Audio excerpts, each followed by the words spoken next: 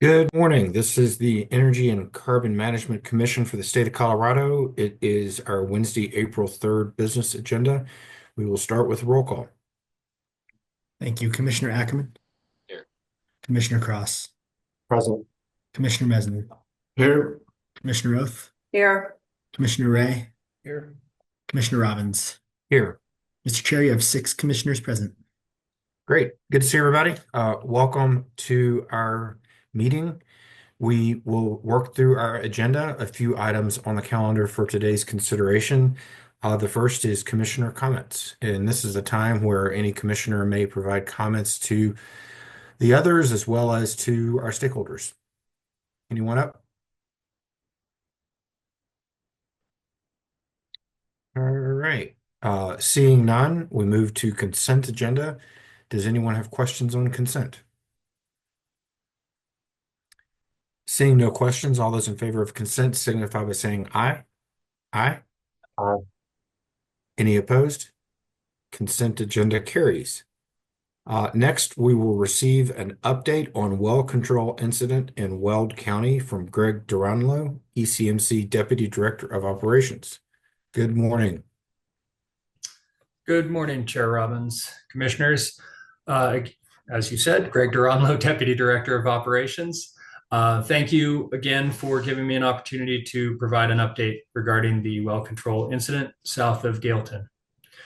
And as I've said in my previous updates, forgive me if I repeat what you've already seen, heard, or read in the news or from other sources. This is my third update in this forum. I'm providing an update today, as I said I would, when I first made comments about this incident to the Commission on April 9th. My last update was on April 23rd. The recordings of my prior updates, as well as additional Gailton specific information, is posted online on our website under our library and special projects page. Today, I have several updates to recap for you that have occurred since last Wednesday. And based on the current status of this project, I propose this to be my last regular update. First, as I've said many times, this type of well control incident is rare. Based on the information provided from Chevron, we know that the incident is related to surface equipment and took place during a transition period at the well when the wellhead was being reconfigured from one purpose to another. The exact cause of the well control incident remains under investigation, including OSHA conducting their formal investigation into the incident. That said, given what we do know preliminarily about the cause, on Friday, April 25th, Director Murphy issued a notice to operators, or NTO, regarding pressure management safety. As a regulatory authority, ECMC uses NTOs to communicate timely and important information to operators and may require certain action be taken as necessary and as part of ECMC's regulatory program. The NTO issued Friday requires operators to conduct an assessment of their processes and wellhead procedures during the time period between drilling rig release and the start of production, and to report that assessment back to ECMC. The goal of the NTO is to ensure proper application of technical, operational, organizational processes, specifications, and solutions to reduce risk to health, safety, welfare, and the environment during pivotal times in the development of a well. Not to sound like lip service, if you will, but the NTO reflects ECMC's mission to regulate the development and production of oil and gas in a manner that protects public health, safety, welfare, the environment, and wildlife resources. And again, just to be clear, ECMC issued this NTO out of an abundance of caution and in light of initial findings from ECMC's investigation into the Bishop incident. However, no final determination of the cause of the incident has yet been determined or announced. ECMC will continue to investigate in collaboration with the operator and other regulatory agencies the cause of this incident. As more specific information becomes available, ECMC may take additional action as necessary to protect public health and safety.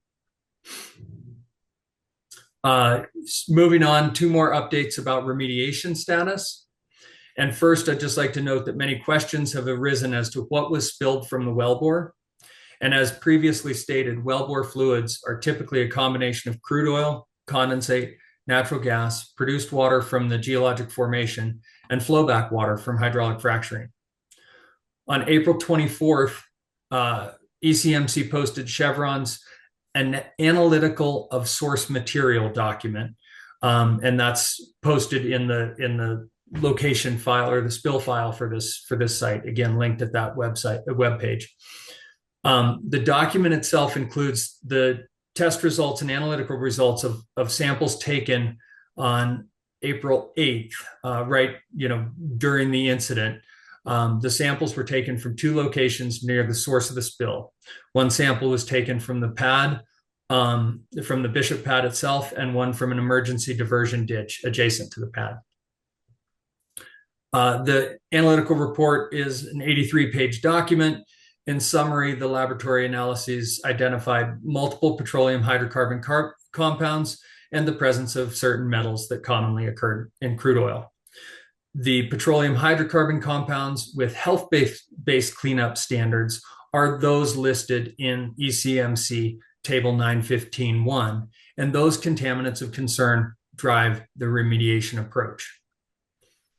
If you're so inclined, you can view Table 915.1 online. It's on the last page of the 900 series rules. Generally, crude oil is a mixture of multiple organic compounds and sometimes traces of metals. This mixture varies between oil and gas basins and may be variable between oil wells completed within the same oil and gas basin and the same formation. Second update regarding remediation, ECMC received Chevron's Form 27 Site Investigation and Remediation Work Plan on April 25th, last Friday, and our team of environmental protection specialists are reviewing that now. It should be posted on our on COGIS by the end of the week. That review process may involve questions back and forth with the operator. The Form 27 included the estimated volume of fluid recovered to date and the amount of impacted soils disposed of to date. The fluid has been and continues to be recovered by a variety of means, including temporary collection pits and ditches dug adjacent to the location.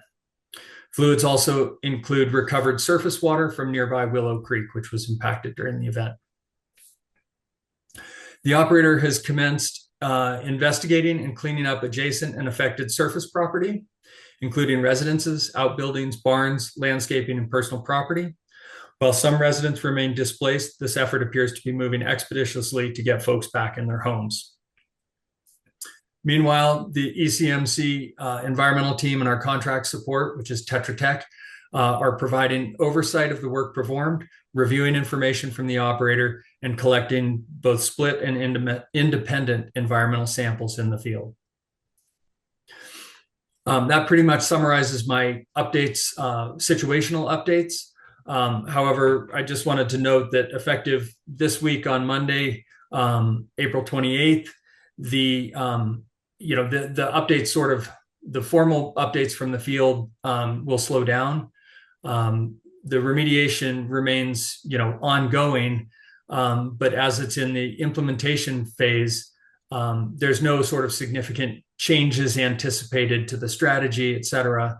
The team is no longer having 6:30 a.m. operations meetings, and so the cadence of new information will slow down. As I mentioned before, I would suggest that I no longer provide weekly updates at these hearings, but if something comes up that we feel that staff feels should be brought to your attention, we would certainly come back. Or if you desire additional updates, we would certainly come back. So that's my update for you. I'll conclude with just another big note of gratitude to all of those responding to the incident, especially here internally at ECMC, and again, to the first responders, including Gailton Fire and Rescue, for the incredible work they did. That's all I have. Thank you very much, Mr. Dronlo. We appreciate the updates. Does anyone have questions? All right, seeing no questions, you're off the hook for now. Thank you to you and the team that has been assembled for the great work in this incident. Thank you. All right, we now move to the biannual geothermal report to commissioners from Mr. Morgan. Hello, Chair Robbins. Can you all hear me? Yes. Thank you so much. So we're here to give you at rulemaking last summer for our deep geothermal rules, you had requested a semi-annual update on geothermal permitting activities. And that's why we're here. Just give me 1 second to share my screen. I'm sorry, I don't use Zoom that often. Is my screen showing? Yes. Thank you so much. I apologize for my technical difficulties. So, as I said, a rulemaking requested this update. That's why we're here. It's a pleasure to be here with you all. We're really excited inside the energy transition team. So, this is going to be a short presentation. I'm going to go over the permitting overview, including active permits, some activity we're doing, and projects in the pipeline we're aware of. And then I wanted to give you at the end, a quick update of other work that the team has been engaged in. Permits, the big news really, I would say, would be the Oxy Glade project that is currently underway. This is an experimental ultra-deep closed-loop system into the basement in Weld County. The 2A, their location permit, it was approved under Standing Order 1-326 prior to the rulemaking. And then they got their APDs with using the revamped Form 2s that were revamped to include all required geothermal information as specified at the rulemaking. The wells have both been spud and surface casing has been set. And as of last week, the last contact I had with their drilling team, one of the wells was moving forward in the intermediate hole section. Geothermal Technology Incorporated, or GTI, they're a small, maybe boutique, if you will, operator that has a grant from the Energy Office to explore the potential in another location in Weld County. They were actually issued deep geothermal permits by DWR, excuse me, just prior to us taking statutory authority over deep geothermal. Those permits do expire this summer, and they'll need to reapply through our 1300 rules. And then other permitting activity, Mount Princeton Geothermal, they did get registered as operator 10853. They're seeking to permit a geothermal science well or wells in Chaffee County. We're kind of unclear on the specifics of exactly what they're seeking. They do have an exploratory geothermal lease from the State Land Board. And they're working through processes with the State Land Board in Chaffee County as well, because Chaffee County has enacted their 1041 powers to regulate the siting of geothermal. We did hold their mandatory pre-application consultation. Our members of our location assessment team led that, and a couple of us from the energy transition team also attended and participated, and we're happy that the location assessment team was there to lead that. No forms have been submitted yet. And then secondarily, kind of related to this project, is it has notoriety in the press. It's of community concern up there. And so ECMC did lead a multi-agency community meeting up there with us and DWR and the Energy Office. And the goal was really to show the community our regulatory program as set up in our rulemaking.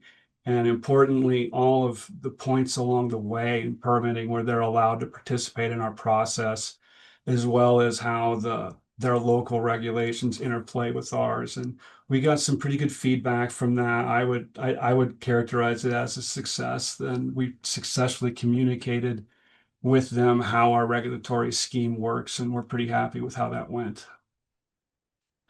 Other projects in the pipeline we're aware of in southwestern Colorado, we did have an initial conversation with a prospective operator told them about how permitting here works, beginning with getting registered as an operator. We haven't had any other contact with them and no indication that they've attempted to register. In the city of Boulder, there's a project that does have an energy office grant. And the energy office did make an introduction between them and us, and we're waiting for follow-up. And in South Central Colorado, there's an international operator that's working a project somewhere between Pueblo and Canyon City. They have one U.S. employee who handles all their regulatory. He lives in Michigan, I think. And I had a couple of meetings with him, and he was just finding out how the regulation of geothermal works in Colorado. So we met a few times. He didn't really tell me a lot about the location or what they're going after because it's all in the development phase. But I'd characterize those talks as pretty productive. And he indicated they had a private lease already with a private landowner who owns the geothermal resources, and that would be private in contrast with, say, the Mount Princeton project, which has a state land board lease. And then lastly, I wanted to tell you some of the other work that the team's that's been engaged in on the geothermal team. As you're aware, the regulatory study / legislative proposal was released last December, and it had considerations and recommendations to streamline geothermal permitting, which that led directly into the energy water approach for geothermal that was included in House Bill 25-1165 this session. That is important because it's going to allow for a single permit from us for deep geothermal projects when only heat and no water is being extracted. Prior to this statutory cleanup, that a lot of projects could have needed a permit from DWR as well as us for geothermal projects in which all water was being reinjected. So this was an important win, I think, for geothermal in Colorado. We did revamp several forms and develop the all-new 2G, which is the geothermal location assessment. We've been engaged in developing a comprehensive suite of operator guidance. It's going to be about 15 or 18 documents. 4 have been released, with another couple set to be released very soon. As well as we've been engaged in designing we originally were designing a whole website with multiple pages for the geothermal program, but that kind of got caught up and intertwined with the revamp of the ECMC website as a whole. And so we've scaled it back because there's going to be growing pains with that project. So we're going to have a landing page for the geothermal program in the new website. But we do have plans going forward to build that out and really showcase the geothermal program and make all the information accessible. We have ideas for like a permitting dashboard as well as GIS maps, and we really want to make everything accessible to everybody in Colorado. And lastly, I'd say one of the efforts we're really enthusiastic about is what we're calling our internal roundtables project, which is where we're meeting with every other team here at ECMC to find out what their needs are as far as empowering them to be effective at administering the 1300 series rules, find out where any gaps in their processes may be, where we on the energy transition team can step in and help, and where they might need us. And we're pretty enthusiastic about this effort, and it'll pay off in enabling the geothermal program to be effective going into the future. So thank you so much for the time. I'm really appreciative of it. And I'm here to answer any questions if you have any, but thank you very much. Thank you, Mr. Morgan. Really appreciate the updates and excited to see the groundwork being laid here. I don't think I've got any particular questions. Does any other commissioner have questions? Commissioner Ackerman? Thank you, Mr. Chair. I don't have any questions, but I appreciate staff's hard and ongoing work on geothermal. Just wanted to let the commission know that I continue to coordinate with staff on geothermal, and we're currently talking, about continuing to talk about our federal priorities, our state priorities, our communications priorities, and a number of other geothermal issues that are ongoing. Staff's doing a lot of hard work behind the scenes, and I appreciate that. Thank you. Yeah, no doubt. All right, I'm not seeing further questions. Thank you very much, Mr. Morgan. We'll let you get back to your daily work. Thank you so much. Goodbye. All right, commissioners, next on the docket is docket 240600148, an oil and gas development plan proposed by Crestone Peak Resources entitled the State La Plata South OGDP.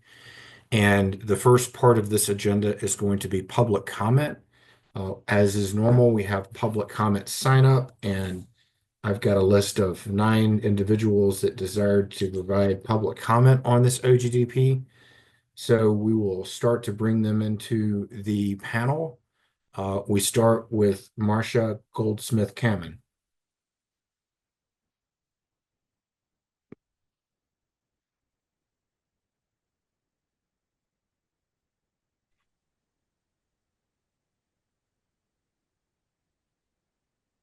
Okay, can you hear me? We can, yes. Good morning. My name is Marcia Goldsmith-Cammon, and I live in Arapahoe County. What has changed since January 27th, when we had our 511 hearing to assist the ECMC in understanding the importance of denying or invoking a stay on this well pad? A lot. UC Anschutz study recently released a study describing the impact of fracking nearby young children on their health. The continued lack of proof, absence of evidence from the industry that this well pad will not endanger our lives, the wildlife, and forever change the landscape of our environment. A groundswell of even more community members who are smarter, more educated about fracking and the dangers involved with it, who are speaking out as they now realize what will happen to their family's health if this well pad is approved. What hasn't changed? Civitas's horrible record of spills, leaks, and violations, like the ongoing data integrity investigation reported. The mere fact that Crestone has simply checked all the boxes so ECMC director could issue her recommendation of approval. The usage of data supplied by industry-supported scientific body that continues to mislead the public using inaccurate information.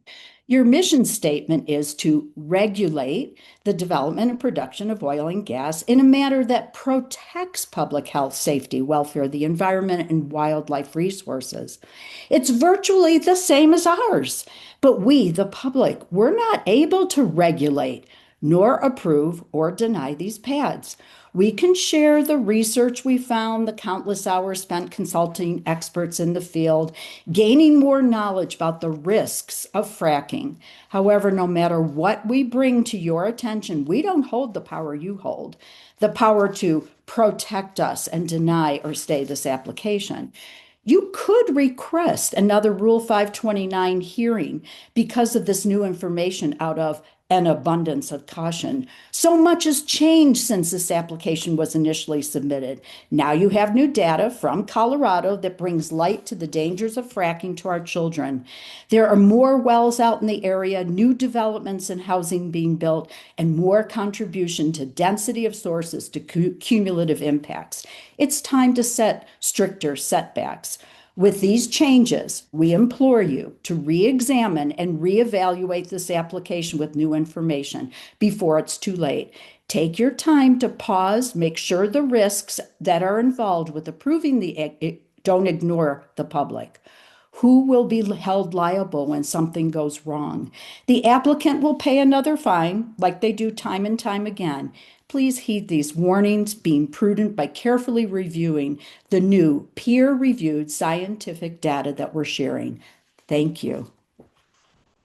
Thank you, Ms. Goldsmith-Cammon, for being with us and for the comments today. We now will hear from Randall Willard.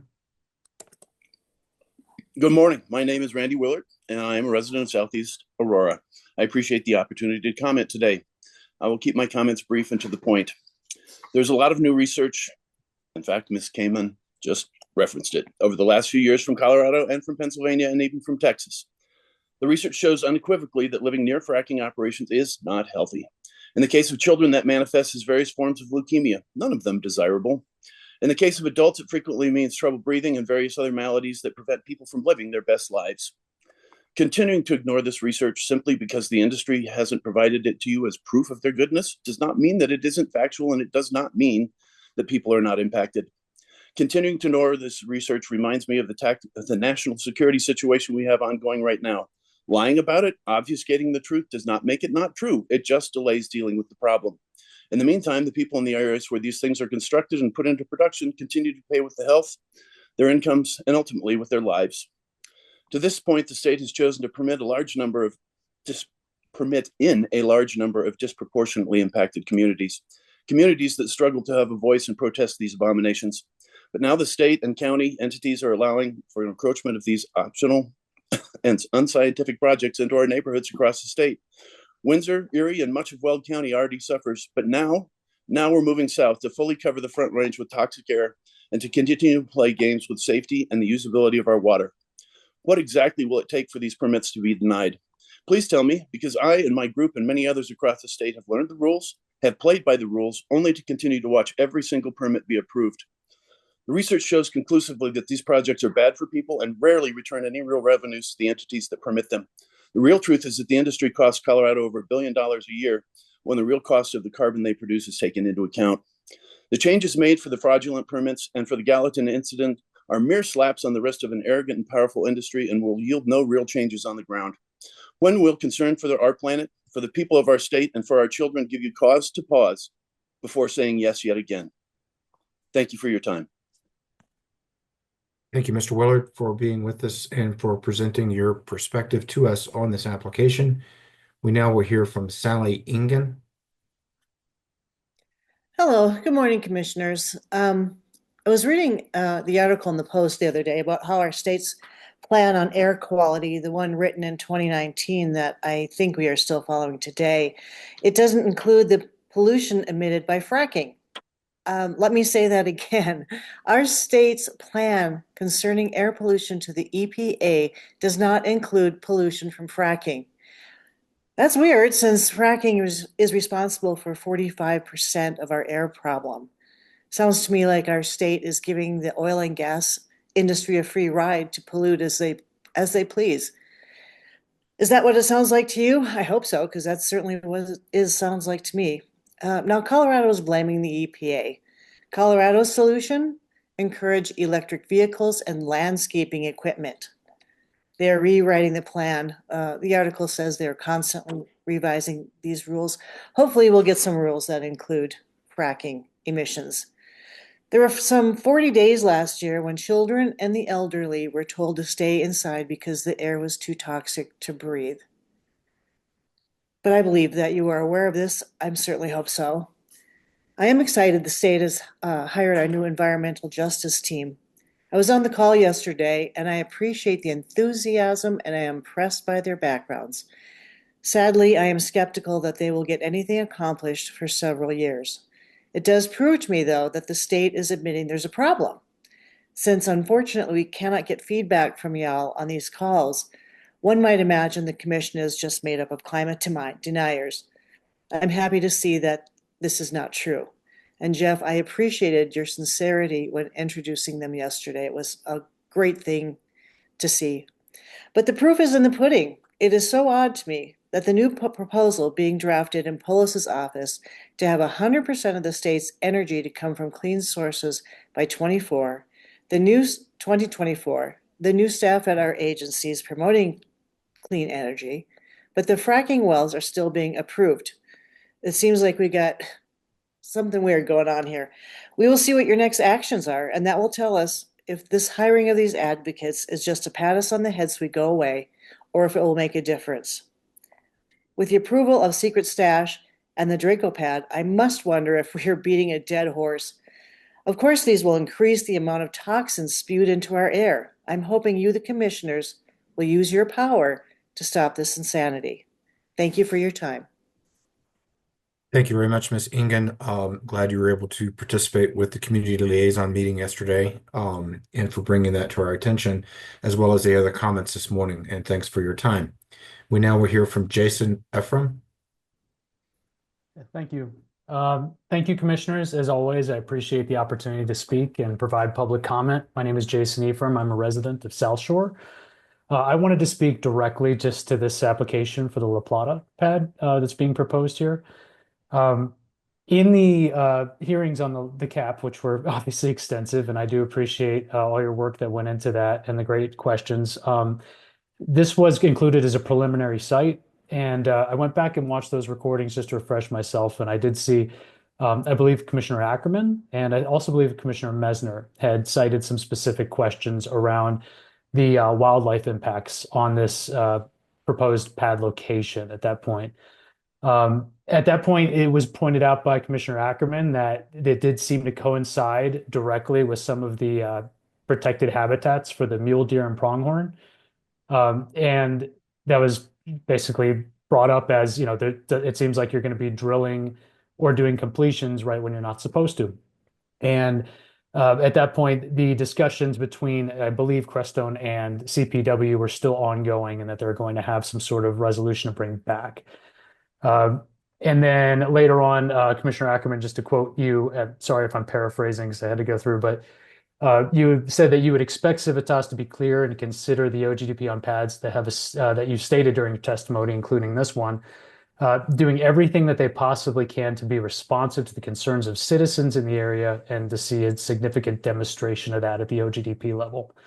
So now here we are, and I had submitted a public comment when we first were looking at this, and I went back and reviewed it and saw that I was incorrect. They did receive a waiver from CPW, and after reading it more carefully, I saw that, well, in fact, they did admit that they would be doing some of the phases of construction that did violate this over the pronghorn and mule deer high priority habitat season. And their solution is just to pay. I think a total of $70,000 for immediate and other effects. So, that's what their answer was. We will devastate the deer population here. We'll prevent them from breeding over the wintering months. My daughter and I love seeing those deer. We can ride our bike and almost any time be able to see, if not one, two, or a small herd of them going over that range. And this is in fact saying, well, that's okay. We're going to drive them out, make it impossible for them to breed. But here's, $40,000 for the direct impact and $30,000 for the ongoing, and you can spread some, I think it had like seeds and things like that. I don't know what the money is going to do to try to revitalize this population after 20 years of ongoing productions. And I just find that unacceptable and certainly not protective. This is kind of echoes carbon credits and that sort of thing where this is not a traffic impact fee like the county would charge to be able to do roadside analysis and repair. This is a community, a population of deer that will not be able to come back easily. Thank you. Thank you, Mr. Ephraim, for being with us this morning and providing your comments. We now will hear from Michael Wurzman. Mr. Chair, excuse me, Mr. Wurzman continues to decline our invite to be promoted. Mr. Wurzman, if you still wish to speak, please raise your hand. But for the time being, I suggest we move on. Sorry, I'm here. I've just technical difficulty here, double-clicked by accident. My apologies. Video going. My apologies here. I'm not the swiftest. I appreciate the opportunity to testify today. My name is Michael Wurzman. I live in South Shore, and I have a BSc in Interdisciplinary Engineering from Purdue University.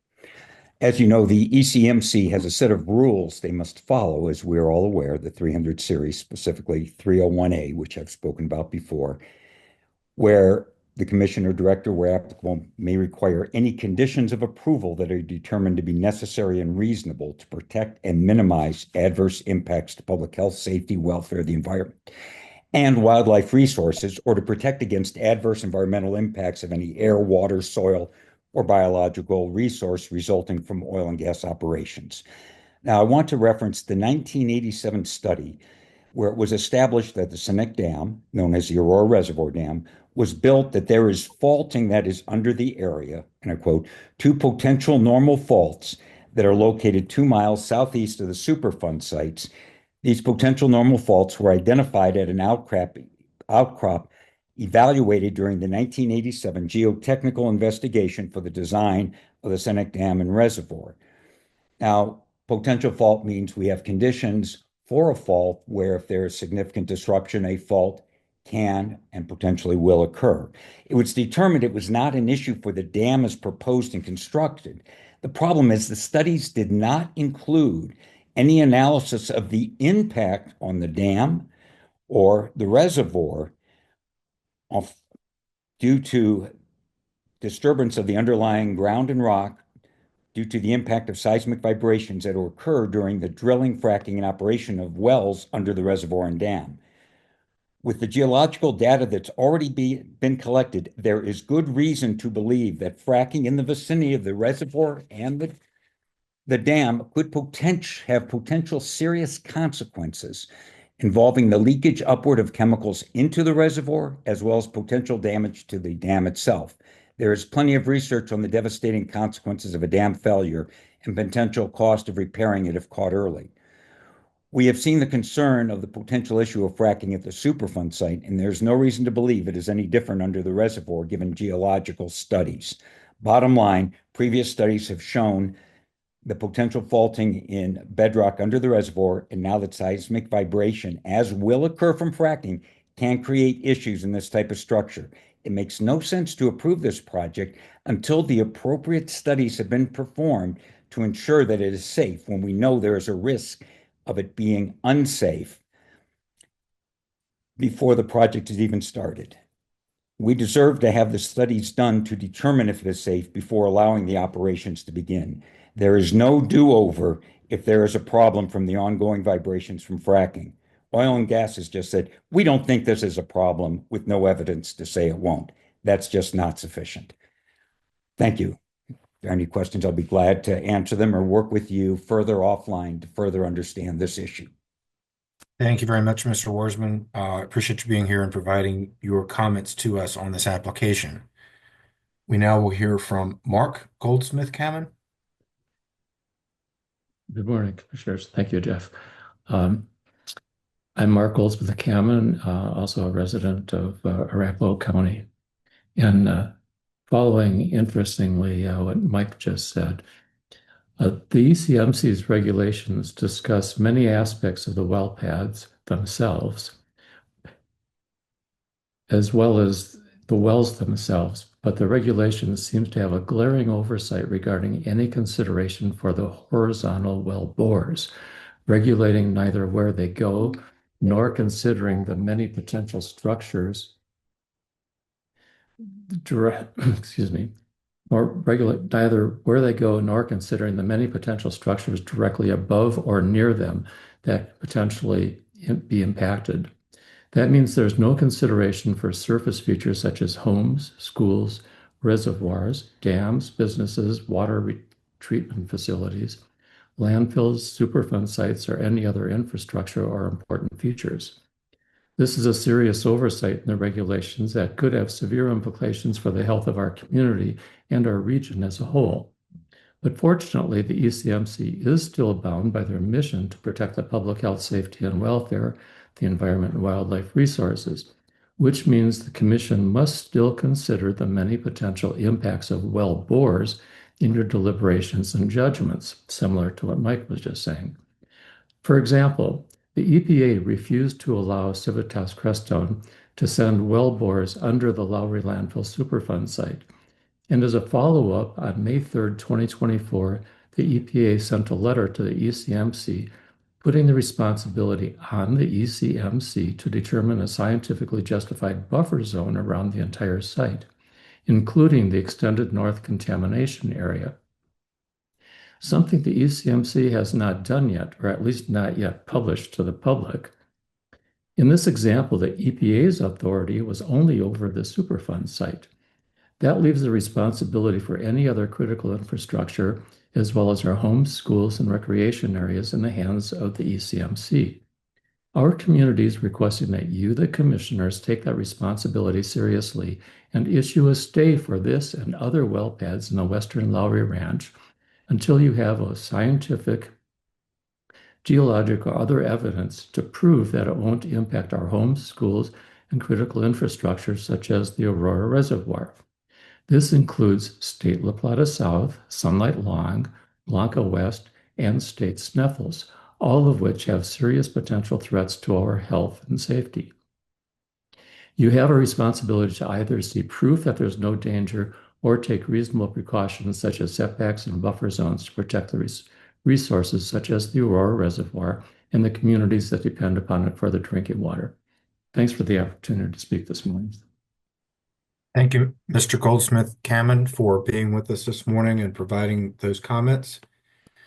We now will hear from Ann Hussein. Good morning, Commissioners. Thank you for the opportunity to speak on the proposed La Plata South well pad. I'm a nurse and my husband is a physician, and we live very close to the Lowry Ranch cap. As Crestone advances the first of 8 well pad applications in the Lowry Ranch cap, this 17 well pad is located just a little over a mile from the Aurora Reservoir, the primary drinking water source for 400,000 residents. Currently, 4 active oil and gas sites with 6 operating wells are already within a mile of the site. The cumulative health risk assessment provided by Crestone's consultants, the Center for Toxicology and Environmental Health, is neither accurate nor a true cumulative effect summary. Their report states, they use inadequate sampling locations and data comparisons that fail to reflect the reality of Lowry Ranch cap's impact. They minimize the risks to serve industry interest rather than the public interest, and they rely on outdated 6-year-old data while air quality has dramatically deteriorated since then. The state of Colorado must require independent, long-term health and safety studies to ensure unbiased, science-driven regulations. I guarantee that truly independent findings would lead to stronger protections for our residents. On March 11th, UC Anschutz School of Public Health, in collaboration with USC and Boise State, published an article in the American Association of Cancer Research. This is a very prestigious journal, a very prestigious organization. They don't publish things lightly. The findings show that Colorado children with acute ALL, acute lymphoblastic leukemia, are more likely to live within 8 miles of an O&G well than children without the disease, even after adjusting for demographic and environmental factors. In some cases, the risk more than doubled. The highest risk was found in children living within 3 miles of a well site.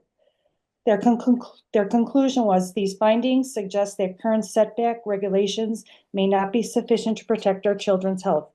And I have to add that this study was paid for by the American Cancer Society. The Lowry Ranch well pads are creeping closer to residential communities. According to Crestone's own maps, I calculated this pad to be 8,000 feet from my home and hundreds of homes. As we know, air has no boundaries.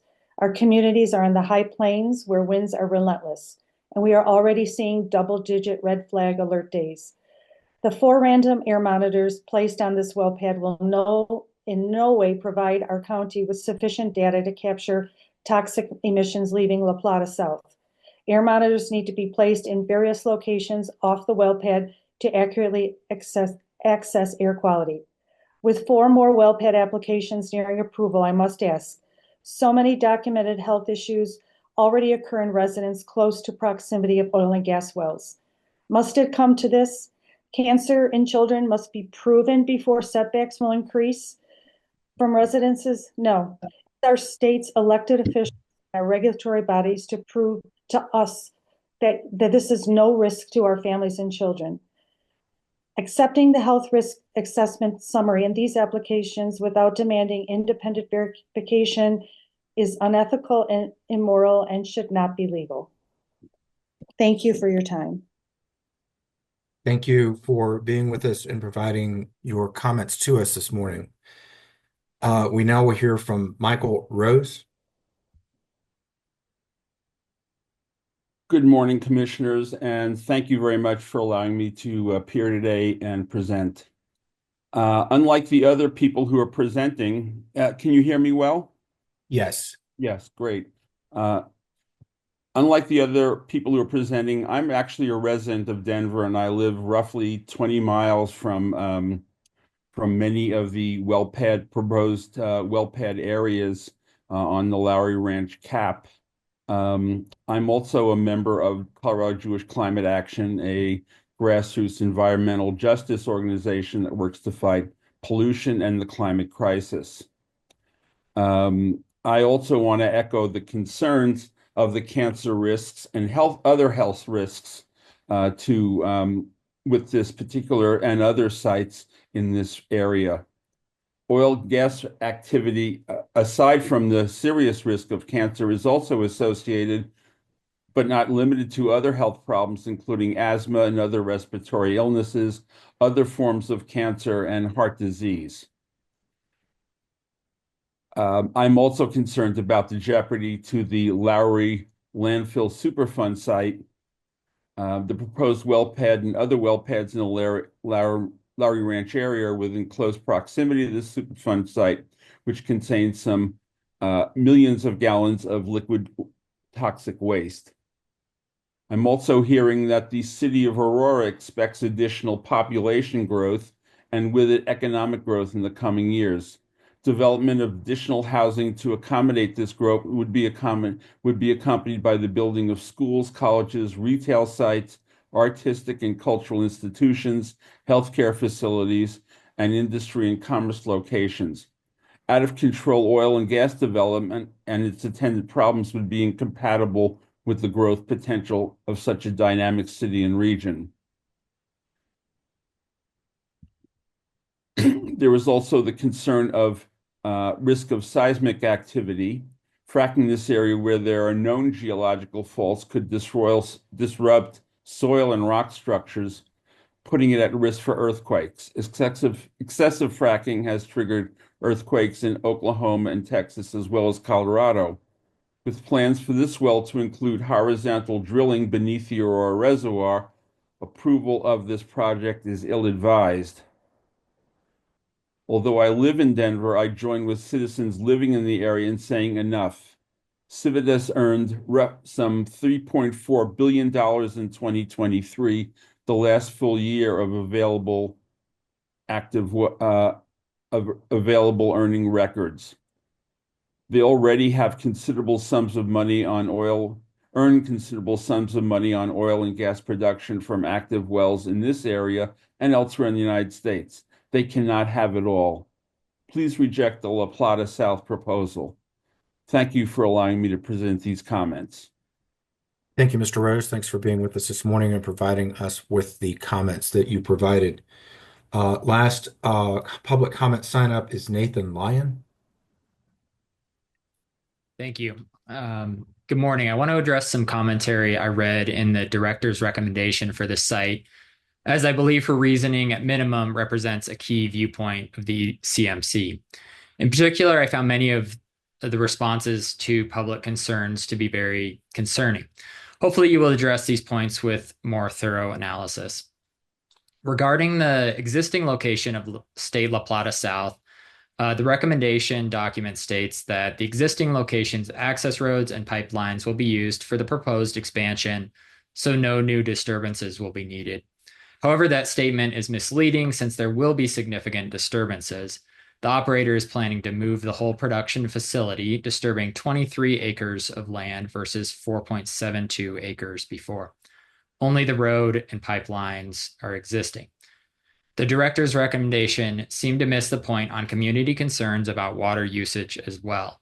The document states Crestone works with public and private water suppliers to lease excess water that it's not in competition with residential users. Crestone will not use Aurora Reservoir water in its completions operations. I don't recall public objections that Aurora Reservoir water would be used, but rather potentially contaminated.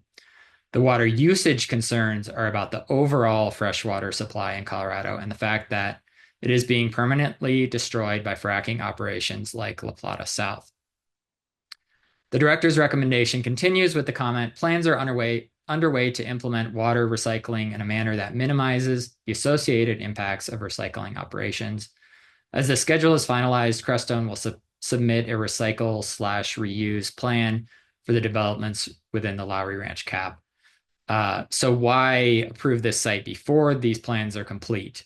Is our water not valuable enough to protect now? Isn't it vital for all aspects of your mission to protect public health, safety, welfare, the environment, and wildlife resources? Personally, I'm not reassured by these vague promises. And finally, when addressing community concerns about fire risk, the director's recommendation states, Crestone worked closely with Bennett Watkins Fire and Rescue to develop individual wildland fire mitigation plans for each oil and gas site in the Lowry Ranch Cap, including State La Plata South. However in-depth this preparation may be, it cannot get around the real issue at hand, which is the long distances from the pad site to the Bennett Watkins fire locations, coupled with the extreme fire risk and high winds that this area is accustomed to. Additionally, Bennett Watkins Fire is not trained for chemical spills, so again, I see little reassurance that we're not set up for disaster. Ultimately, I hope you take a more nuanced approach to addressing the actual community concerns. Thank you for your time. Thank you, Mr. Lyon. Appreciate you being with us and appreciate your comments that provided on this application. That concludes public comment. Those are the folks that had signed up. So we, again, appreciate those public comments. Let's take a break before we hear from the applicant next. It's 9:50. Let's return at 10 o'clock. All right, welcome back, commissioners. We're taking up docket 2406-00148. It is 10 a.m. on April 30th. We now will have the applicant give its presentation on the docket. Before we get to that, let's bring up the applicant's witnesses and have them sworn in. Wonderful. Thank you, Chair. We have 5 witnesses.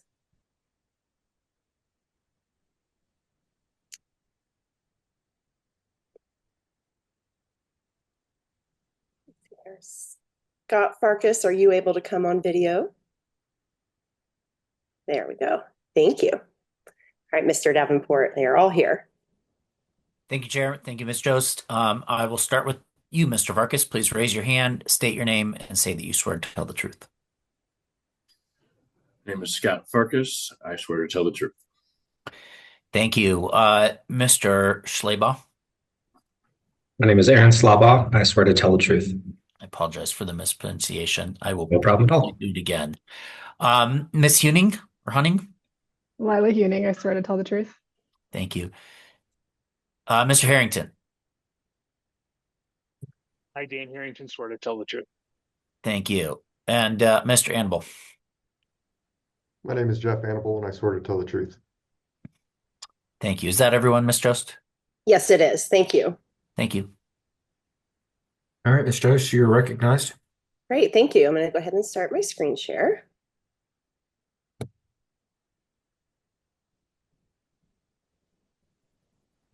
Chair, is that coming through full screen? It is. Okay, great. Thank you. All right. Well, good morning, commissioners, staff, council, and members of the public. My name is Jamie Jost of Jost Energy Law, and along with my partner, Kelsey Weselinki, we represent Crestone Peak Resources Operating, LLC, in the State La Plata South OGDP application before you today in docket number 2406-00148. Crestone would like to thank Arapahoe County for its participation through the local permitting process, and we'd also like to thank ECMC staff, the director, and council for their efforts on this OGDP. This is the first OGDP application to be filed for lands within the now stayed 32,000 acre Rule 314 Lowry Ranch Comprehensive Area Plan boundary. The Denver District Court stayed the Lowry Ranch cap order in January 2025, but confirmed in an April 21st, 2025 order that Crestone may retain all references to the Lowry Ranch Comprehensive Area Plan and its permit application materials. The court's order clarified that while the effect of the ECMC Order 535-1490 is stayed and may not be relied upon for permitting decisions within the Lowry Ranch cap boundary, the ECMC and its staff are not prohibited from reviewing, considering, or relying upon information that was filed as part of Crestone's application for the Lowry Ranch cap. Furthermore, the court's order explicitly states that references to the Lowry Ranch cap are permitted within documents that are part of Crestone's permit application. To be extremely clear for the record and for those listening, Crestone is not relying upon the Lowry Ranch cap order 535-1490 as part of this application today. The State La Plata South OGDP application is proceeding and will be presented like any other OGDP application not located within a cap. Under the district court's order, and ECMC Rule 307B, the Commission can proceed to review and hear this presentation on the State La Plata South OGDP under the applicable OGDP and drilling and spacing unit rules and make a determination on the State La Plata South OGDP on its own accord. The State La Plata South OGDP application was filed on June 4th, 2024, and was noticed on December 23rd, 2024. Crestone complied with all notice and publication requirements for this OGDP. No petitions were filed, and specifically no petitions were filed by Maverick Mineral Partners II or Save the Aurora Reservoir. There were various comments submitted by members of STAR. However, Crestone has addressed these comments submitted regarding the state OGDP application in filings with the Commission, as well as to be addressed today. Further, even though the order has been stayed, which also states certain protections provided in the CAP order, Crestone has, without question or hesitation, voluntarily applied those conditions of approval to this State La Plata South OGDP application to ensure that such protections of public health, safety, welfare, environment, and wildlife are maintained in the State La Plata South OGDP. Crestone respectfully requests that the Commission approve the approximate 3,680 acre State La Plata South OGDP for up to 17 new horizontal wells developed from one existing amended oil and gas location, and to also approve the corresponding Form 2A and drilling and spacing unit application. The State La Plata South OGDP is an approvable application and will protect and minimize adverse impacts to public health, safety, and welfare, the environment, and wildlife resources, and will protect against adverse environmental impacts on any air, water, soil, or biologic resource in compliance with Colorado Revised Statute 3460-1062.5a. Mr. Dan Harrington will now present Crestone's State La Plata South OGDP application, and we have a number of subject matter experts to join us at the end for any commissioner questions that they may have. Thank you. We look forward to presenting to you, and I'm now going to go ahead and turn it over to Mr. Harrington. Ms. Jost, before we turn it over to Ms. Harrington, let me ask our AG Davenport to visualize. I just kind of want to make sure that he, as our lawyer, agrees with the synopsis that you put together on that cap stay and in the court's order of clarification. I just would like to get that in the record. Mr. Davenport, can you weigh in on that point, please? If I can unmute, I can. Yes, I'm happy to do that. Yeah, I do agree. I would like to note for the record that we do have a written stay order. It's on the commission's website.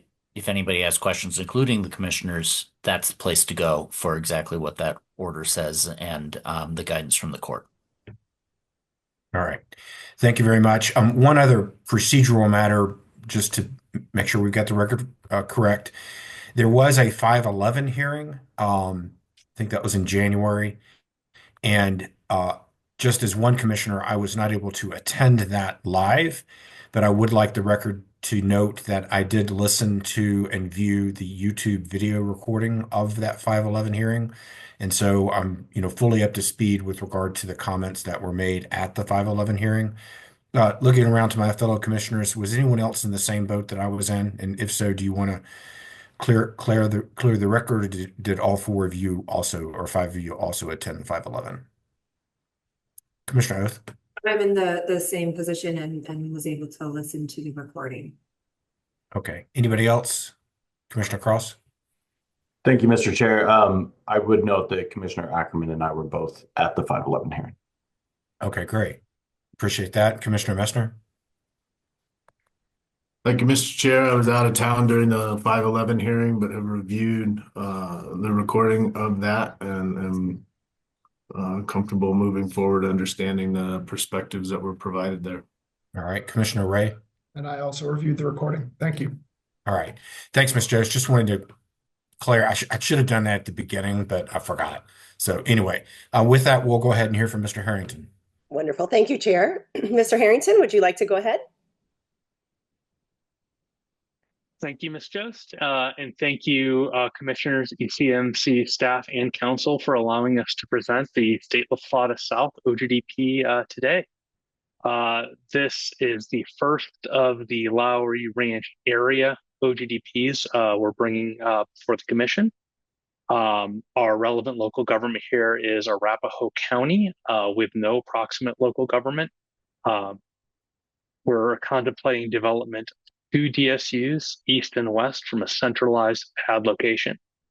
We do have 1 RBU within 2,000 feet of the working pad surface with an informed consent signed. We have no school facilities, child care centers, HOBUs, DOAs, or PWS in the area. We did have a CDPHE consultation in this OGDP in January. Our EnviroScreen score for this site is 14.69. And we also had numerous CPW consultations, the latest of which was also in January. Next slide, please. As stated, we have 2 DSUs contemplated here. One is a 2,080 acre DSU on the west side for up to 8 new wells, and then a 1,600 acre DSU on the east side for up to 9 new wells. The Niobrara Formation is the target here. It is present and continuous under the application lands. And we are proposing a 330-foot setback from the north and south side of those DSUs and 150 foot from the east and west. There are some existing wells in the area. Notably, we do have 2 wells on the current State La Plata site, which will be expanded for this OGDP. Both of those wells will continue to produce after the new wells are drilled. We also have a number of legacy verticals in the area that have been P&A'd. We do intend to address these during our OWE process, including potential reentries to replug.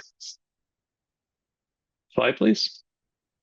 Our operational timeline here, we'd like to begin construction in the second quarter of 2025, drill in the third and fourth quarter of 2025, complete starting in the first quarter of 2026, and production would start about a year from now, second quarter 2026 and onward. Slide, please. This is a proximal offset map. As stated, we do have 1 RBU within 2,000 feet of the working pad surface. We have met with that resident and we have an informed consent granted. CDPHE has reviewed the BMPs Crestone is committed to for the location and supports the incorporation of those BMPs as means to remain protective of public health, air, and water resources. The pad is in HPH, mule deer spear winter range, and pronghorn winter concentration. CPW has consulted on this site and has granted an HPA ALA waiver, driven by the inability to avoid HPH in the area and the fact that there is existing disturbance at the La Plata site, and this is an expansion. We did conduct an ALA, and we'll get into that in the next few slides. This is a summary map of the ALA locations we identified as potential replacements for the State La Plata site. There are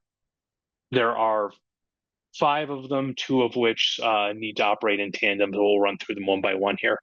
Next slide, please. ALA sites 1, A and B would need to replace La Plata in concert. This is the western of the 2, ALA site 1A. This is very close to Aurora Reservoir, not compliant with the Arapahoe County rules. This remains in mule deer HPH and aquatic sport fish management water HPH. Next slide, please. Paired with 1A is 1B. This avoids mule deer HPH but remains in pronghorn HPH and is a new disturbance and would need to be a second site to replace La Plata. So we did reject 1A and 1B on these grounds. Next slide, please. ALA site number 2 is a bit north along the access road from State La Plata. This is still in mule deer and pronghorn HPH. It's also closer to Coal Creek. You can see there on the left side of the map. It does avoid the 2,000-foot buffer from the resident from the south, but again, that resident did grant IC. So given the circumstances, we rejected this in favor of the La Plata site. Next slide, please. This is ALA Site 3.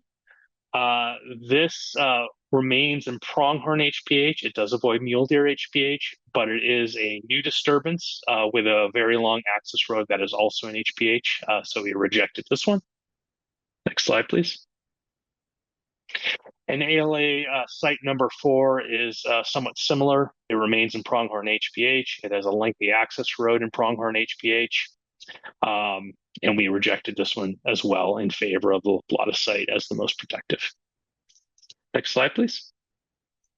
As stated, the relevant local government here is Arapahoe County.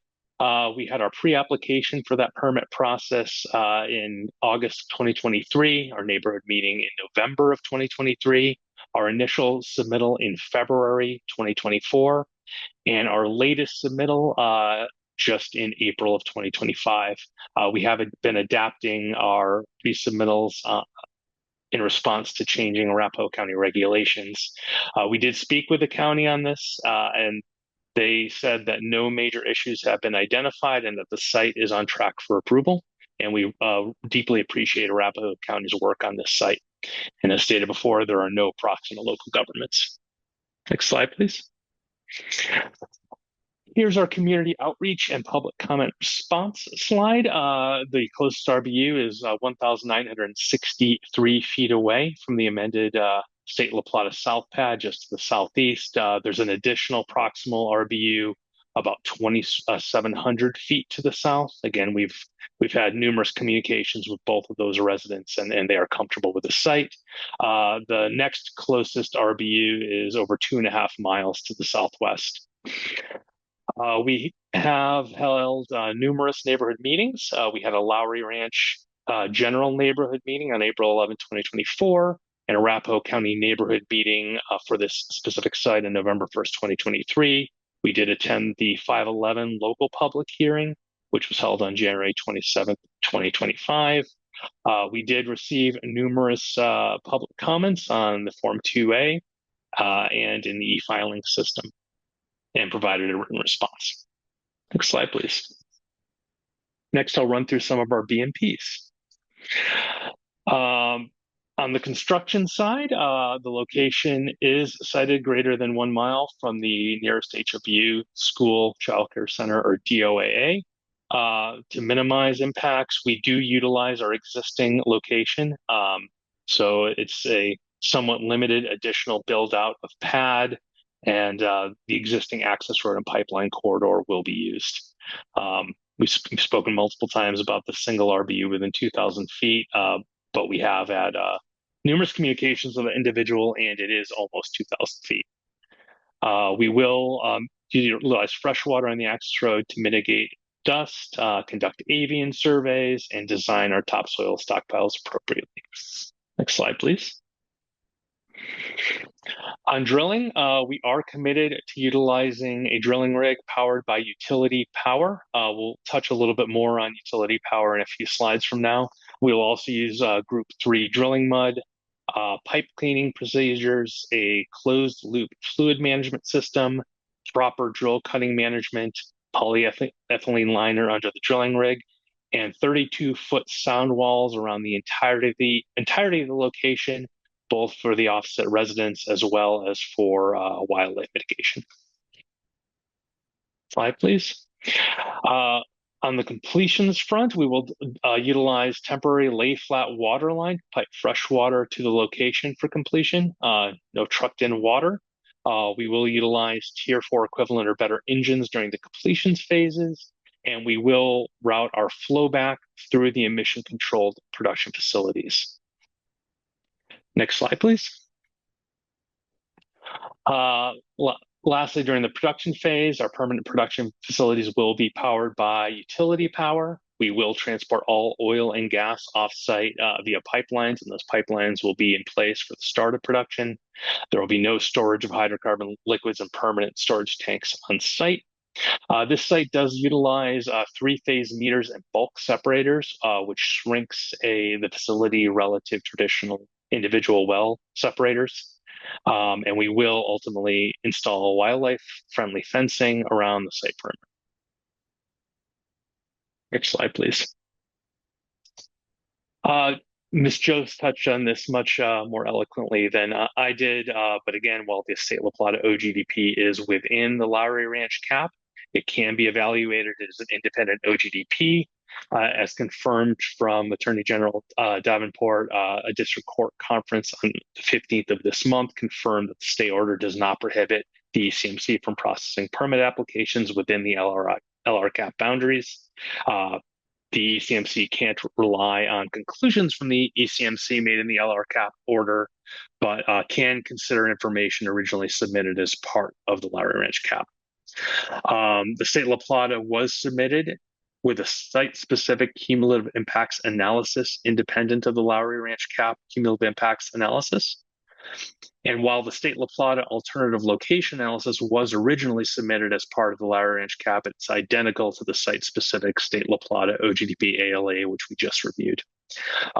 Lastly, Crestone will adopt all proposed Lowry Ranch cap COAs into the State La Plata OGDP as identical voluntary OGDP COAs. And if you go to the next slide, we can review those. We will ensure that all produced oil and gas is transported off location by pipeline prior to production. We do affirm that pipeline takeaway for oil and gas will be installed as part of the prior to production, and that permitting is already underway. And the second cap COA, as Crestone would utilize electricity to power all operations through the drilling and production phases at the State La Plata oil and gas location. As a review, we did request an electrical upgrade design for the La Plata site from Excel in 2023, and we received the design and paid for it in first quarter of 2024. Excel permitting and installation is currently underway, and they are on track to be at this site in time for spud. We will not commence drilling until that electrical line is there. Next slide, please. Lastly, thank you for your time. We ask you to approve the approximate 3,680 State La Plata South OGDP for up to 17 new horizontal wells from one existing amended oil and gas location, and find that the State La Plata OGDP will protect and minimize adverse impacts to public health, safety, welfare of the environment, and wildlife resources, and protect against adverse environmental impacts. Thank you for your time. Wonderful. Thank you, Mr. Harrington. Chair, that wraps up our presentation. We thank you for the consideration of the presentation in this OGDP application. I'd like to ask all of our subject matter experts to go ahead and come on video, and we are available for any questions that the commissioners may have. Okay, thank you very much. As the subject matter experts come on board, I look around to my fellow commissioners to see if anyone has questions.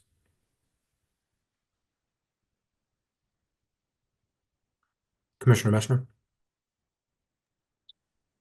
Thank you for the presentation and the information that was provided. I did have a couple of questions, just so I better understand what's being proposed. One of the public commenters today indicated this, and it was a topic of discussion during the cap review, but that there was an intent to have a recycle and reuse plan that talked about how produced water was going to be managed and handled as part of individual OGDP applications. Is now that we have an individual OGDP application, I wonder if you could talk about the decision to truck water instead of develop a pipeline for it and for produced water, and reviewing the cumulative impacts plan, the level of detail around any contemplation for reuse and recycling of produced water wasn't there. And so I wondered if you could provide comments on whether there's an intent to do that. If so, what is the plan? Yep. Mr. Harrington. Commissioner Messner, I can take that question. I'll start first with the generalized plan for trucking of produced water.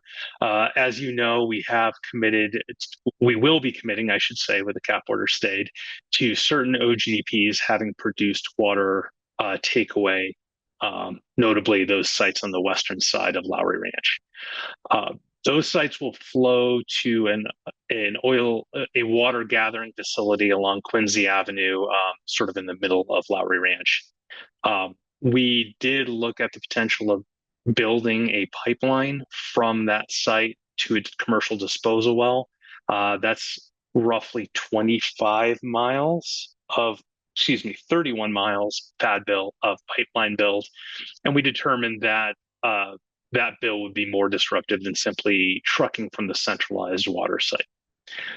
All that said, the centralized water site has limited tankage and limited size. And so we reserved our commitment to produce water takeaway to those sites most critical, notably those on the west side of the reservoir. That site is only a couple of miles from the state La Plata, and ultimately the truck traffic hauling from the site versus hauling from La Plata will be about the same to the commercial water disposal site.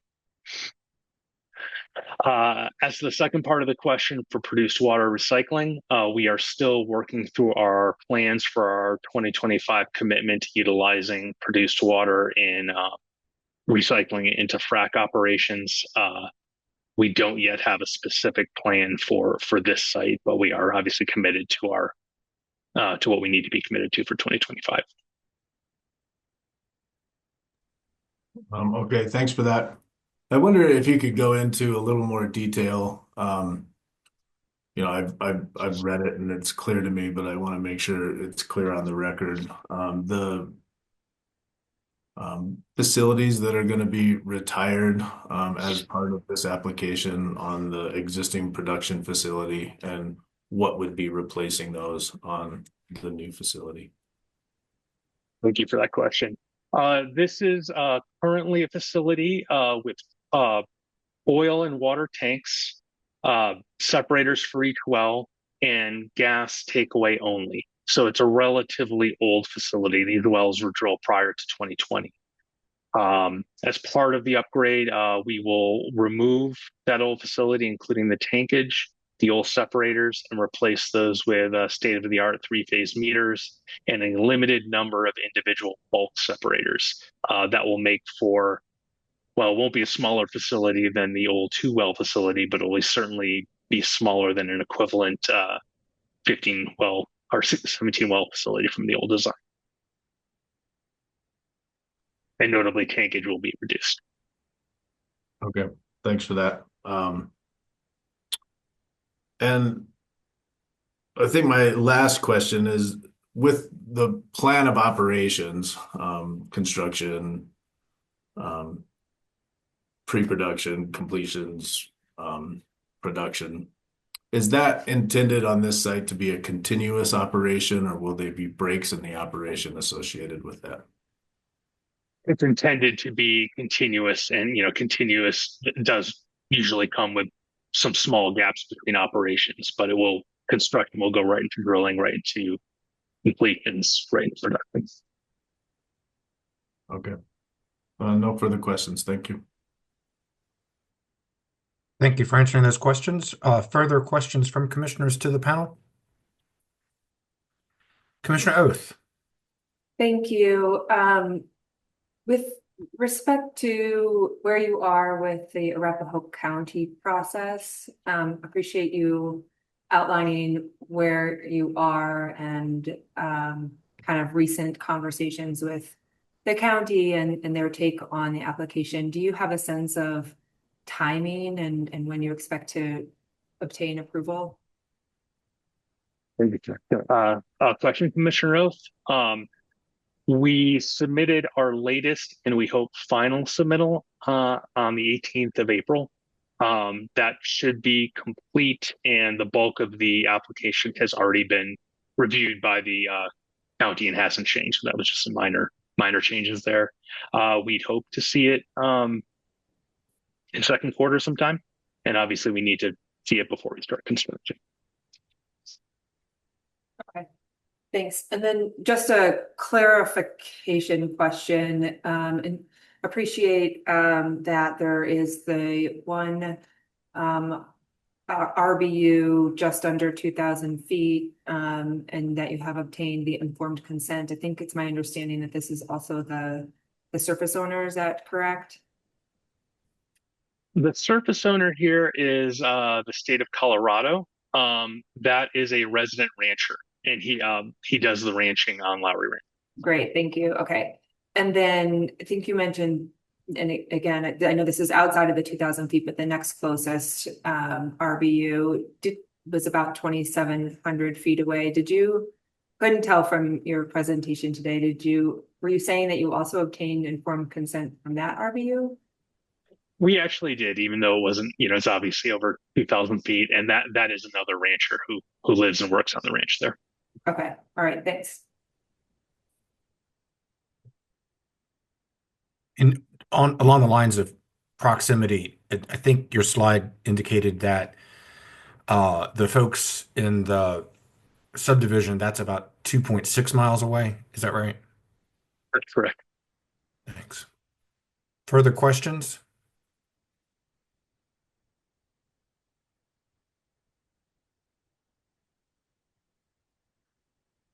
All right, Ms. Jost, I'm not seeing further questions, so we can have your witnesses unvisualize, and then we'll turn it back to the commission for deliberations. Great. Thank you, Chair. Does any commissioner desire to initiate deliberations on this application?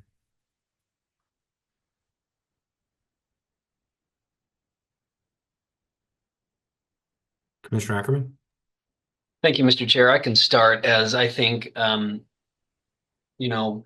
despite a number of the comments that were made, this being 2.6 miles away from residential development, probably raises wildlife to being the most significant issue on this OGDP. And I wanted to first say that I wanted to thank AG Davenport for his good and timely coordination associated with the district court order and the clarity that effort provided. I really appreciated that work. A couple of comments on public health. I don't want to step on Commissioner Oath's expertise, but I think the electric drilling significantly minimizes the emissions here, as well as the removal of older equipment. Again, 2.5 miles from residential development. Arapahoe County process has been mentioned. They do have some restrictions that are even more restrictive than ours. Their continued process will help determine the compliance with those regulations. The setbacks that are put forth here are compliant with our regulations. Those regulations were formulated after significant process and public input. As far as wildlife is concerned, there has been extensive CPW consultation on this OGDP, and all of CPW's concerns and requests have been addressed. As noted, this is within 2 Rule 1202D HPH high priority habitats. That's mule deer severe winter range and pronghorn winter conservation area. That's what triggered the CPW consultation. It was a detailed consultation process that included at least 2 field visits, coordination with State Land Board, the surface owner, part of whose mission is conservation as well. Numerous follow-up conversations, CPW attendance at the 511 public hearings, a CPW-approved wildlife mitigation plan, an ALA consultation and waiver, and CPW prefers expansion of an existing location to construction of a new location in HPH, and I generally agree with that approach. The materials also addressed wildlife concerns that were brought up at the 511 hearings, and that included concerns about black-tailed prairie dogs, burrowing owls, mule deer winter habitat, and northern leopard frogs. There's more information included in the wildlife plan and in the consultation summary associated with those species, but CPW believes that the measures taken in this OGDP are are adequately protective of those species. This OGDP also requires compensatory mitigation and ensures a single occupation of the pad. When I consider the wildlife consultation that takes place, certainly we have 1202D habitats in place, as those are sensitive habitats. And the intent there is to trigger the consultation with CPW and have this process that allows CPW to determine, yes, we can do a development here that's significantly protective of wildlife, or no, we can't. And the consultation process then kind of bifurcates from there and says, okay, if we do these things, then yes, we can. But if we don't, then no, we can't. And that's a simplification of how that process takes place. And for that reason, we included in our mission change rulemaking basis and purpose on page 202 the following comment. The subset of habitats listed in Rule 1202D, while sensitive, are frequently managed by land managers and state wildlife agencies using impact minimization strategies, such as co-locating facilities and limiting the density of surface facilities, or implementing surface disturbance caps. Evidence in the administrative record demonstrates that when properly regulated, development can occur within these areas in a manner protective of wildlife populations and their habitat. Compensatory mitigation is often utilized to offset unavoidable adverse impacts that occur in these habitats when impact minimization strategies are not successful. We heard a comment earlier today that the mule deer population would be devastated by this development. I do not agree with that comment. I don't believe that to be the case. I don't think objectively any wildlife professional would believe that to be the case, and CPW does not believe that to be the case. CPW stated that the applicant's proposed measures to avoid, minimize, and mitigate adverse impacts to wildlife resources present in this area are acceptable. And I agree. I believe this is in compliance with ECMC regulations and also in compliance with CPW best management practices. More information can be found in the wildlife mitigation plan for those that are interested. So with regard to wildlife, Mr. Chair, I do believe this is within the confines of our regulations and an approvable OGDP. Thank you, Commissioner Ackerman, for leading off and for recognizing the wildlife components and how it is that CPW has found this to be workable with the stipulations that are agreed to. Looking at it from kind of the overall other perspective, I too find this to meet our rules and regulations. Just running through a list of things that I find that are appropriate here. Arapahoe County, the relevant local government is moving toward approval, and that's important. It even meets Arapahoe County's longer setbacks. There are one RBU within 2,000 feet with informed consent. There's a second one within 2,700 feet that has informed consent, even though they don't have to. And the remaining residential building units are 2.6 miles away and further. The use of electrification, the director's report was in favor. The state land board, as the surface and mineral estate owner, obviously is in favor. CDPHE analyzed this and found the appropriate conditions of approval, which have been applied to this. As you mentioned, CPW has granted the HPH waiver and are comfortable with this.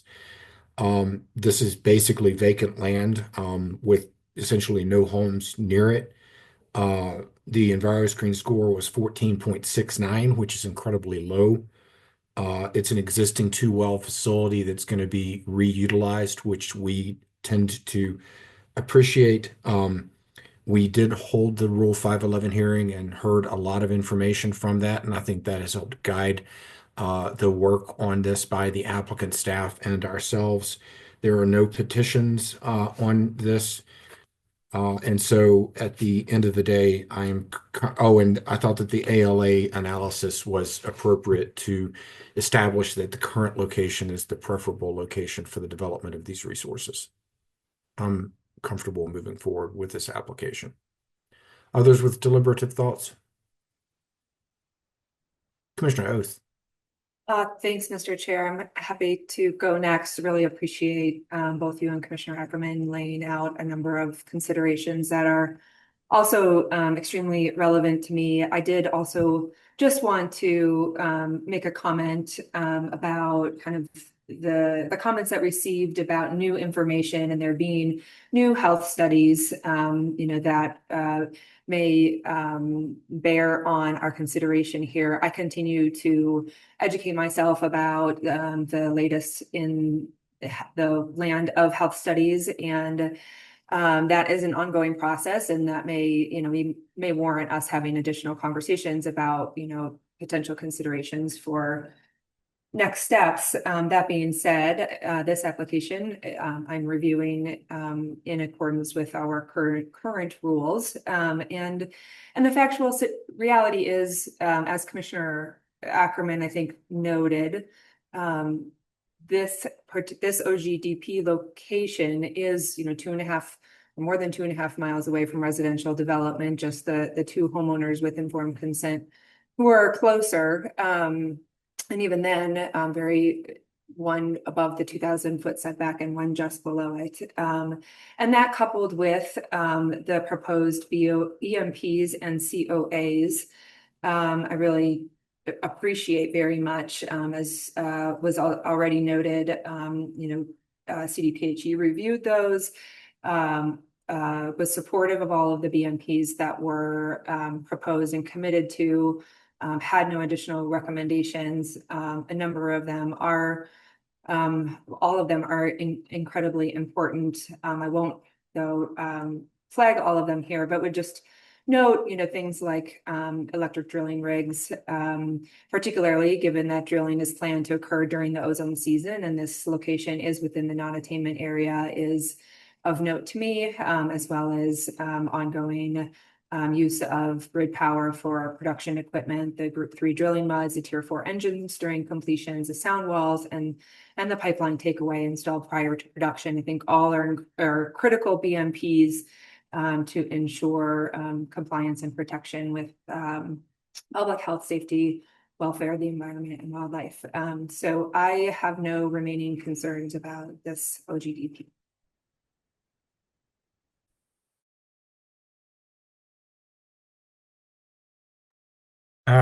Couldn't turn off my mute. Thank you, Commissioner Oath, for the deliberative thoughts. Commissioner Messner. Thank you, and thank you to my fellow commissioners for providing their thoughts on the application and applying their individual expertise as commissioners. I look at this application from a land use perspective, and ECMC has the expertise and responsibility to look at both downhole impacts associated with oil and gas development, as well as surface impacts associated with oil and gas development. And the primary impacts associated with many elements of oil and gas development is surface impacts. As we promulgated the mission change rules, we looked at a lot of different aspects associated with surface impacts of oil and gas development, including proximity to residential building units, wildlife, water, and the fact in this particular application, as I apply the rules that were promulgated there, is that this does meet the setback requirements that were promulgated in the mission change rulemaking and are currently within our rules, which is a 2,000-foot setback for residential building units. That setback is not only a public health related setback, but also one associated with noise and odor and nuisances. And that setback and the distance associated there was determined to be protective during the mission change rulemaking. There was an off ramps that were developed during the mission change rulemaking to the 2,000-foot setback. That includes the ability for a building owner, a tenant inside 2,000 feet, to be able to sign an informed consent that would consent to acknowledge and consent to that oil and gas development being within 2,000 feet of their residence, and that's occurred in this case.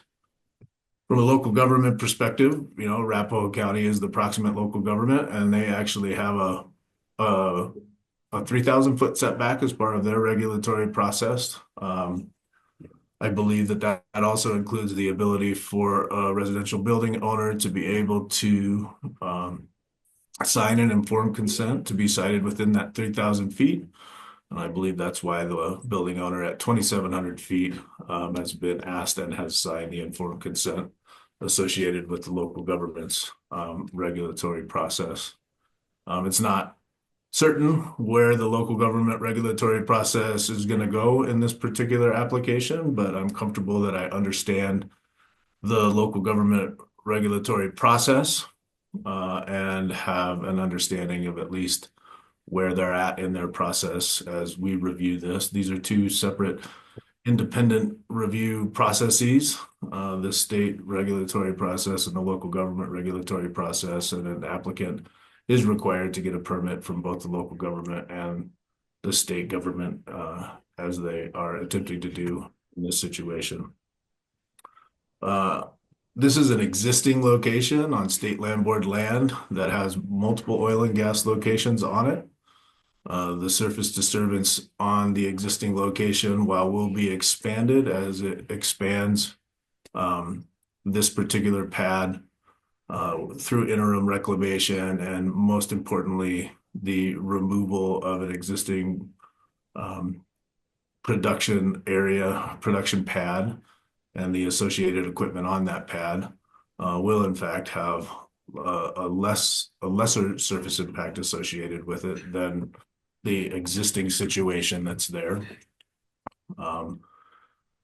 Again, this has been state land board land for a long time. The state land board is tasked with generating revenue from leases on state land board land to support, amongst other things, school facility construction.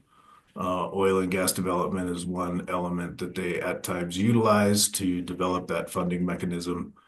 I think it was a known use on this state land board land that oil and gas activity could occur here. And the fact that this is an existing site that's being utilized in this particular OGDP application, I think it is appropriate. I think that the measures, the best management practice that are being put in place will actually potentially have less impact associated with it than the existing uses on there.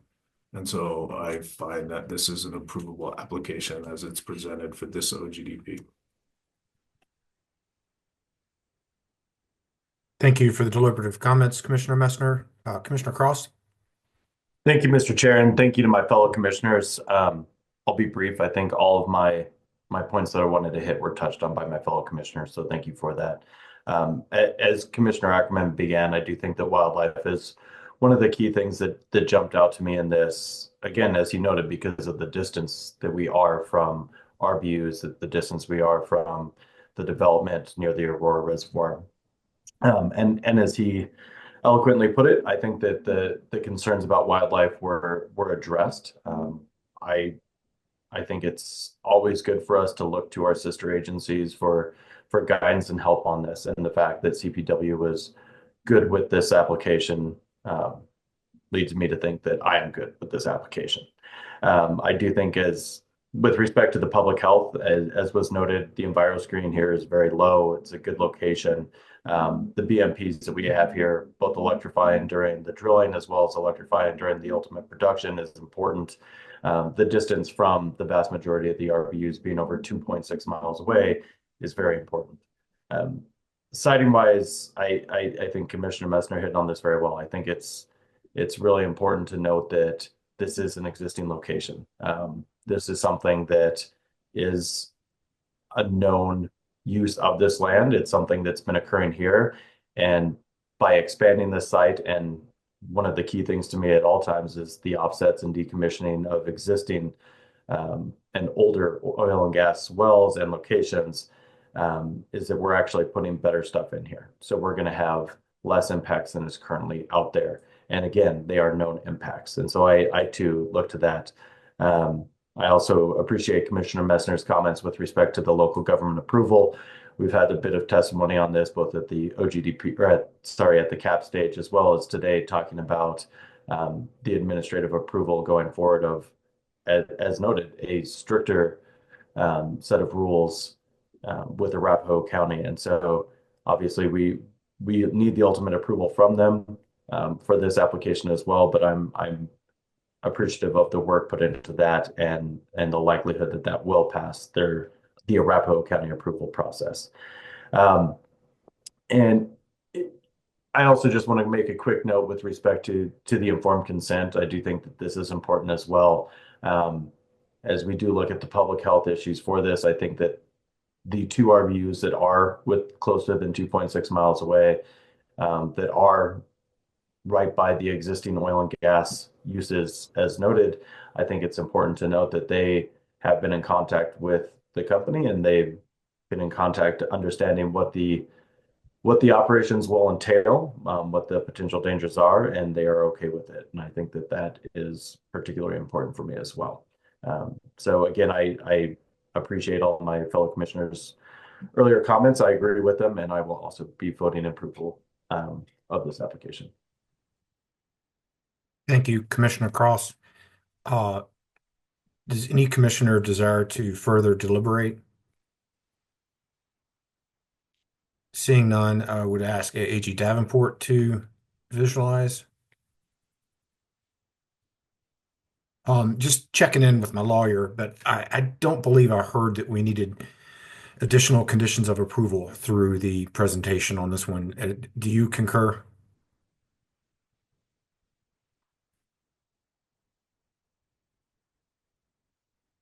You can nod your head if you can't find unmute.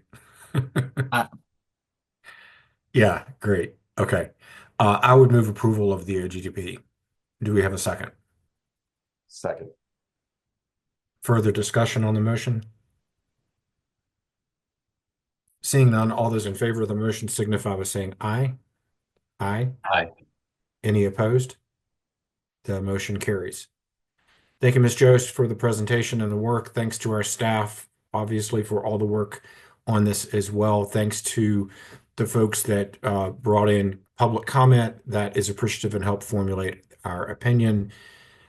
And with that, I believe we're done with our agendized matters. So I would move to adjourn.